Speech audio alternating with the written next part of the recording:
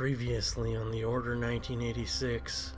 What a lovely swim! Friend John Smith emerged from the time portal, the jacuzzi hot tub that has sent him back in time. I know you. Do you two dress each other? Perhaps it was the sepia tones of the game that removed the piss-stained smell. One of the Wonder Twins was reluctant to go into his own piss. How do you like me now? And don't you forget it! I am your father, sending you back in a body bag to your mama. Maybe if she hadn't been so clingy, I wouldn't have had to live through this 18 years. Oh God, John yelled, realizing that he had killed his own son.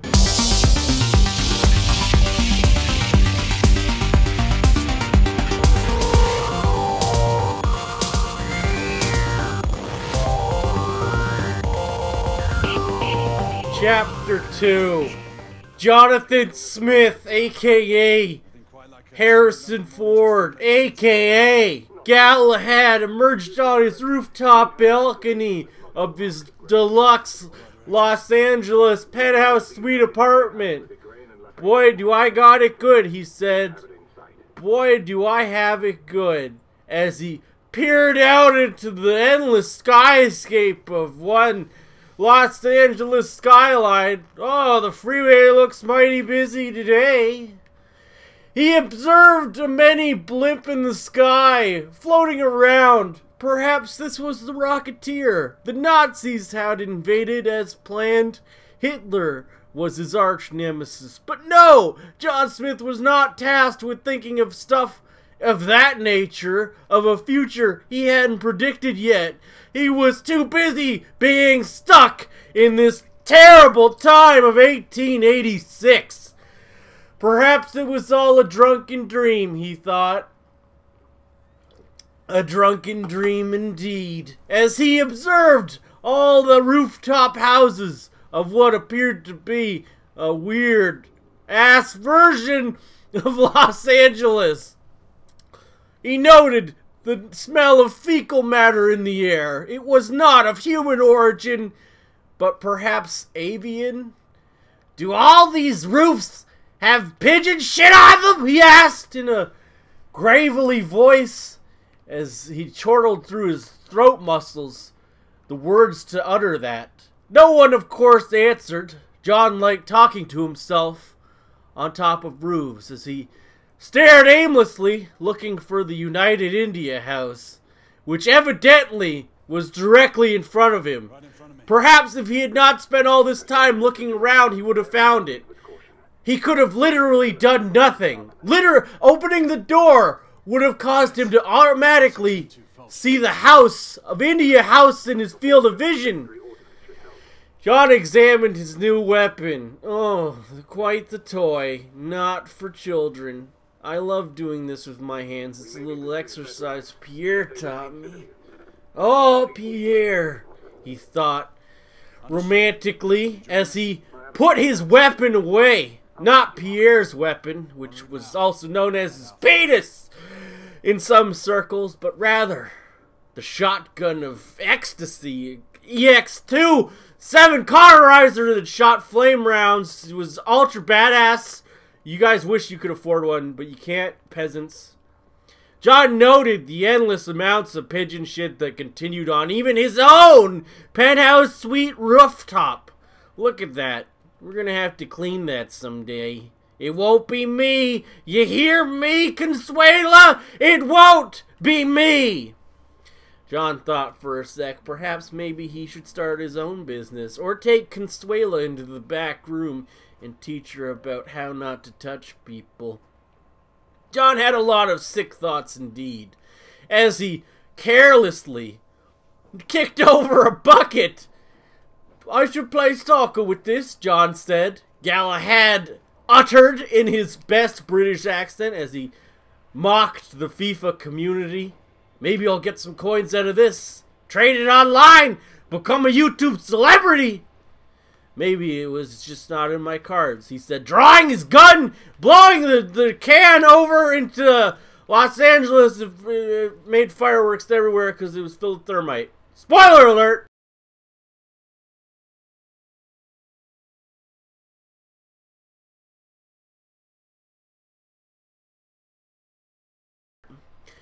The Walking Dead John, aka Lycan by episode 7, entered his own attic. Oh, there's my nice couch that I used to sleep on.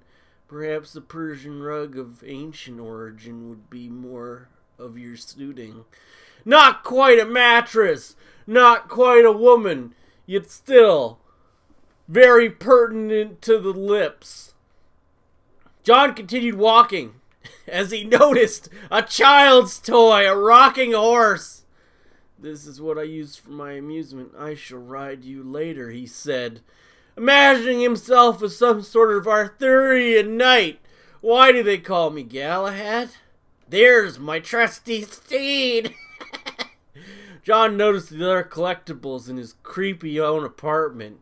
Why do I have this stuff? Oh no, I knocked over Simon Fredericks, my pet cat who was taxidermied in the year 1994. John approached the... Hold on.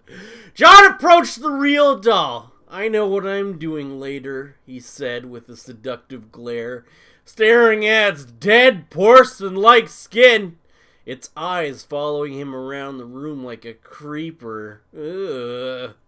Why are you looking at me, he thought. I know why, he said as he tried to peer up the dress.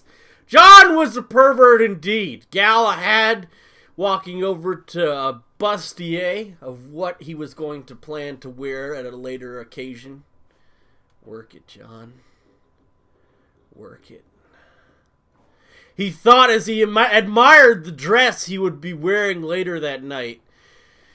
Some sick thoughts went through his head as he tried to get in character and walk down the stairs. Now he had to approach the help with utter disdain. The carpets, all much more friendlier and cleaner than his creepy attic apartment. I can see why they relegated you to the roof, to the attic where you could be alone. Addison the butler quipped. John had no time for that, he said as he reached for paper. I'm doing important work here. I am reading, and you can continue doing whatever it is you do, Addison. Not being a jokester, are you? You want to be fresh with me? Galahad roared as he saw Lady Favisham's portrait. Utter disgusting bitch, he said, walking by it, hoping no one had heard him. Not that it mattered. Did the help even speak English, he said, examining a photo and quickly turning it to the back. The Wyndham family. Why do I have another family's portrait in my house? Just another one of the various creepy things John Smith, a.k.a. Galahad, collected in his goddamn house. He observed the photo for a second time. Oh, the center one looks awful prime, he said, holding the photo in a different light. Quite the mustache on these folk. They all look related. He threw the photo into the trash, a.k.a. the desk drawer, as he walked over, cautiously. Don't look at me! Help! He yelled. He was not a fan of the servant. They were busy cleaning up the estate. I said, you want to start something? That's right. You know your place. Galahad was quite arrogant as he walked by the elevator serviceman. Don't acknowledge me. I'm not here. You do your job. He was in utter disdain for all who were below his class of tier. John approached a door he could not enter with great surprise. If this was any other instance, I would have simply opened the door, he thought as he continued aimlessly, looking for the next clue. Oh, a bottle of Epsom salt joy. Maybe I'll drink this later at a private occasion. He thought to himself as he walked into the porcelain elephant. There's a secret behind the fucking the fireplace. I can tell right now. Out of character, just personally on my end, obviously it's a Victorian house, you dumb fuck. John kicked around the luggage. "Perhaps this'll make the help understand not to fuck with me," he said, knocking over the urination stands and pots that contained hot oil. "Oh, this'll be quite the mess for Consuelo to fix." Ha ha ha ha! He laughed maniacally to himself as he walked out the window.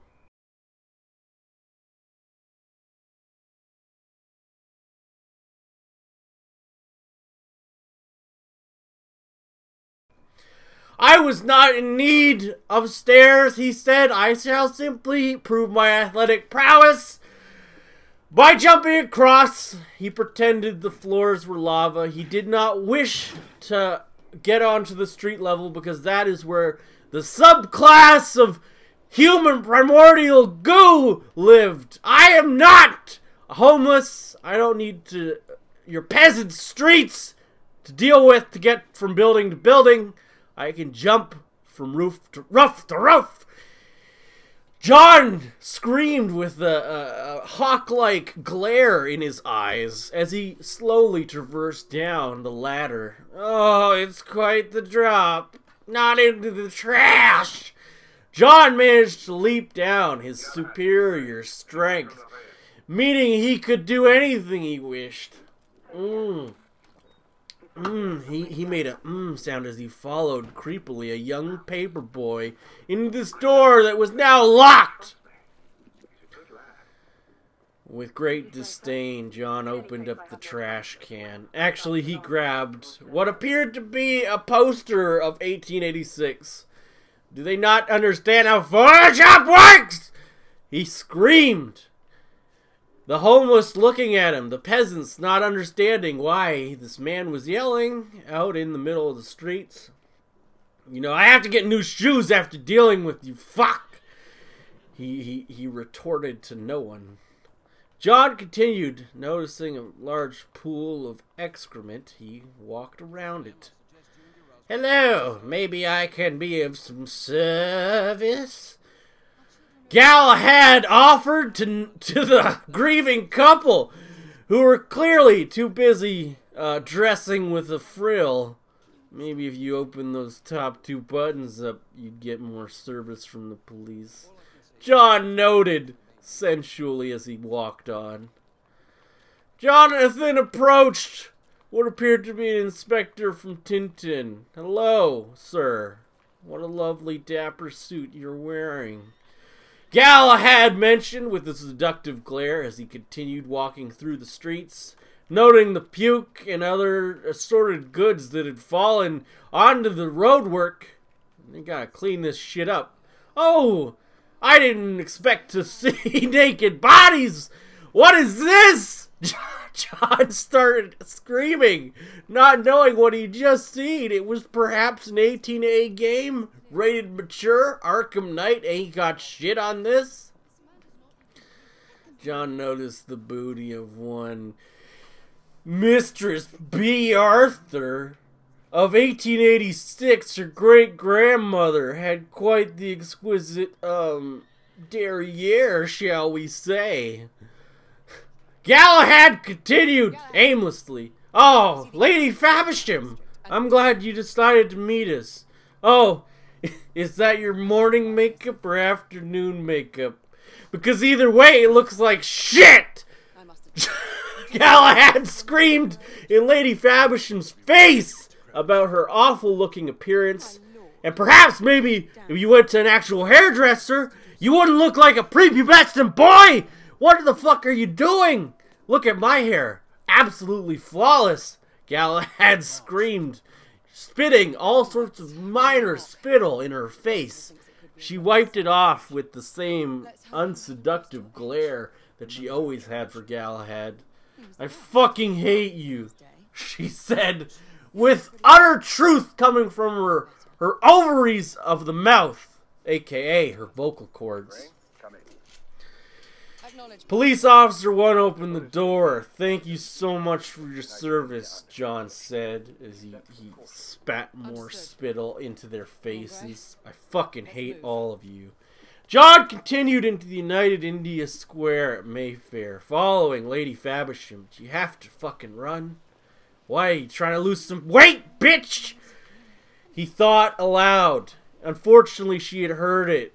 He did not actually care. Jonathan Galahad continued. We gotta keep up this pace, he wheezed, as his breaths became more and more intoxicated with the oxygen. I need more of it. Can you not run so fucking fast, bitch? John wheezed out loud. Oh no! Inspector Templeton made an evil glare. Perhaps if you'd gotten here first, Lady Faversham, and been a man, you'd get through the gate. But no, you're a cunt, he said. Very calmly, like he had just dropped a C-bomb and was too cool to acknowledge how awesome he just made this woman's day. Lady Faversham reluctantly broke through, killing the police officer, first-degree offense, and making your way into the subway systems of London, England. Anyway, I hope you're enjoying this Let's Play. Be sure to leave a like, share it on social media. It always helps me out. I appreciate if you guys could show some love to this series. It's new for me to do a Let's Play. I hope you guys are enjoying it very much. Peace out. I will see you in the next episode of The Order 1986.